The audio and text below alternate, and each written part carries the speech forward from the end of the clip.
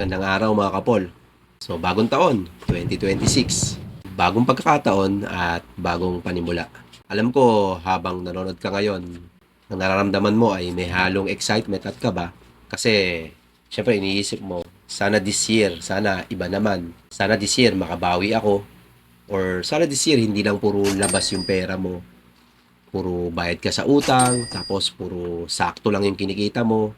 Tingin ko, iniisip mo, sana this year, pagkasweldo ko may matira naman para sa akin. At kung ganyan yung tumatakbo sa isip mo, huwag kang mag-alala. Naiintindihan kita at hindi ka nag-iisa. Marami talaga sa atin ang nagsisimula ngayong taon na drain na drain yung energy. At hindi lang yung energy, pati yung budget o yung pera. Pero ang kagandahan ng bagong taon, pwede mong i-reset, pwede kang magsimula ulit kung ano yung mga dating akala mong hindi mo kayang kontrolin. Simulan natin sa pinakauna, ang emergency fund.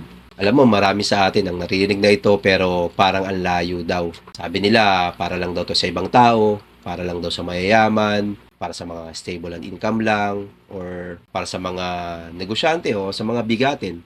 Pero ang totoo, hindi naman talaga siya nakadepende sa laki ng kita mo. Nakadepende siya sa iyong disiplina kung paano ka magtatabi ng pera. Kasi ang emergency fund, hindi naman siya investment na dapat lumago agad. Hindi naman siya malaking amount na dapat isang bagsakan. Ang purpose ng emergency fund, bigyan ka ng proteksyon. Bigyan ka ng peace of mind. Ang purpose ng emergency fund ay para bigyan ka ng buffer. Kasi pag wala kang ganito, yung mga maliliit na problema o yung mga gastusin, nagiging malaking financial crisis yan. Halimbawa, yung mga simpleng sira ng motor o ng sasakyan, kung wala kang emergency fund, bigla nagiging utang yan. Tapos yung mga simpleng aberya, nagiging stress na umaabot ng ilang buwan. Kaya simulan mo muna kung anong kaya mo. Kung 500 pesos lang kada linggo yung kaya mo, edi malaking bagay na yon. 2,000 na yon kada buwan. Tapos kung kada cut-off naman, 1,000 lang yung kaya mo. Kung kasi katapusan ng sweldo mo, 2,000 na rin yun kada buwan. Tapos sa 3 buwan, 6,000 na yun. O, sa 12 buwan, edi 24,000 na yun. Ang point ko, hindi mo kailangan maging perfect yung condition mo bago ka magsimula. Kasi kung hihintayin pa natin yon, edi baka next year, ganito pa rin yung usapan natin. Ang goal mo dito, mabuo mo yung 3 to 6 months ng basic expenses mo. Halimbawa, kung 20,000 yung expense mo kada buwan, edi dapat bumuo ka ng mga 60 to 120,000. Kasi kapag ka meron ka talagang emergency fund, hindi ka basta-basta matitinag. Hindi ka basta-basta mapipilitang tumakbo sa utang. Mas klaro ang isip mo pag may safety net ka. Ngayon, ang pangalawa, magbayad o bawasan mo yung utang mo. Kung may utang ka ngayon, naku, huwag mo yung panghihinaan. Pero syempre, huwag mo rin yan tatakbuhan. Naintindihan kita mabigat sa pakiramdam yung may utang.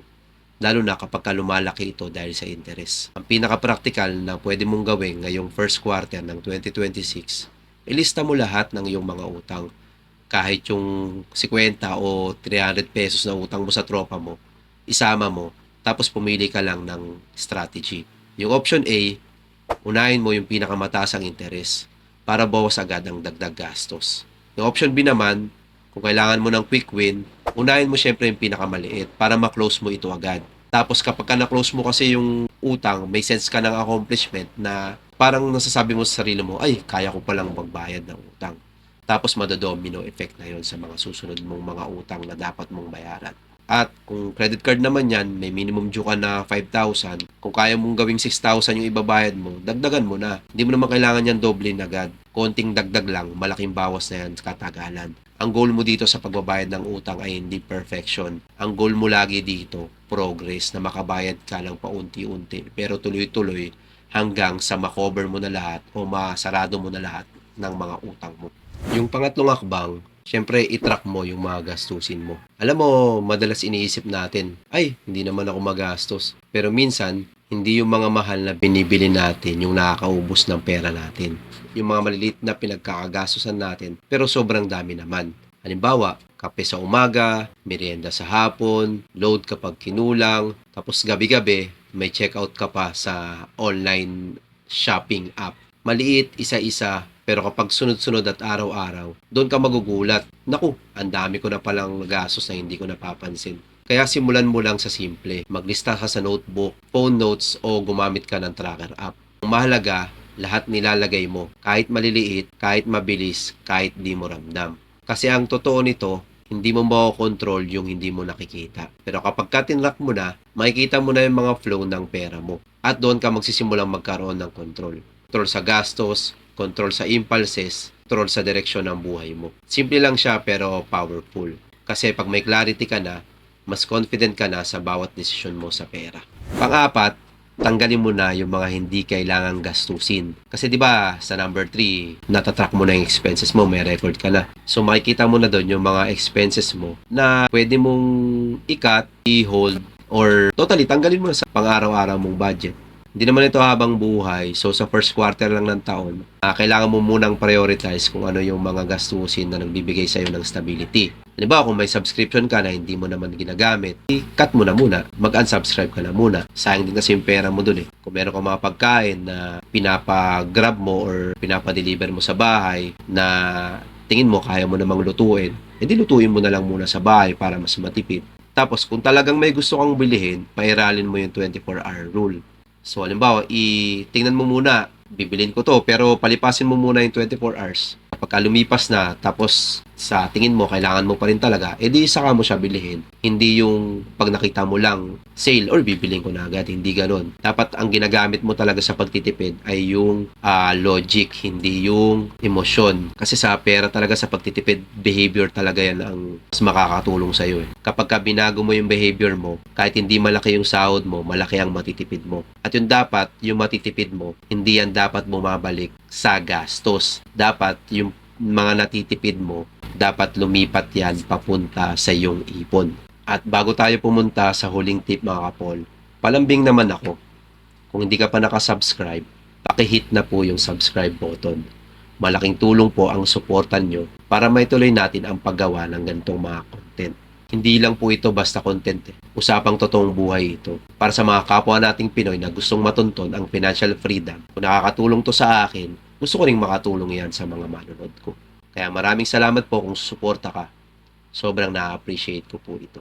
Ngayon, yung panlima natin, mag-set ka ng financial goals mo bago matapos ang 2026. Pero dapat syempre yung financial goals mo, dapat ito ay smart, specific, measurable, attainable, realistic, at syempre may malinaw na pang timeline.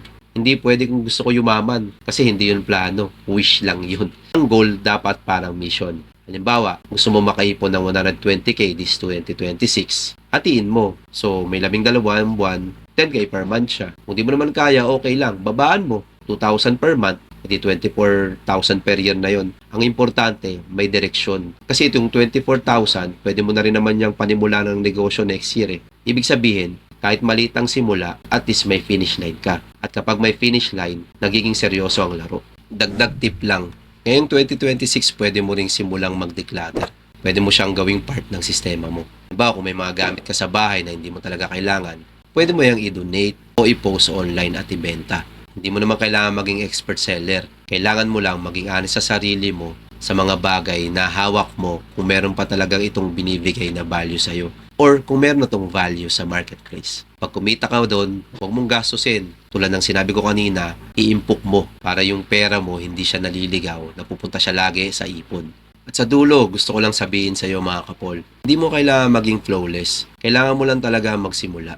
Kasi ang financial freedom, hindi nabibuild sa laki ng kita lang. Nabibuild siya sa systems, habits, at consistency. Kung sisimulan mo ito ngayong first quarter ng taon, mapapansin mo agad na may pagbabago. At yung pagbabago na iyon, para yung domino. Pag natumbang isa, sunod-sunod na. Kung may nakuha kang value sa video na to, paki-like at i-share mo ito sa iyong mga mahal sa buhay. Kasi yung knowledge na sinishare, buwabalik yan sa iyo ng mas malaki. At sana, habang nanonood ka ngayon, medyo gumagaan na yung pakiramdam mo. Kasi hindi ka naman na lost. May plano ka na. At kapag may plano, may pag-asa. At kapag may pag-asa, may aksyon. At syempre, kapag ka may aksyon, may resulta. Yun ang panalo. Maraming salamat mga kapol sa inyong panonood. At tandaan, kayang-kaya mong magsimula ulit ngayong 2026. Basta simulan mo at ituloy mo. Maniwala ka sa sarili mo kasi naniniwala ako sa iyo.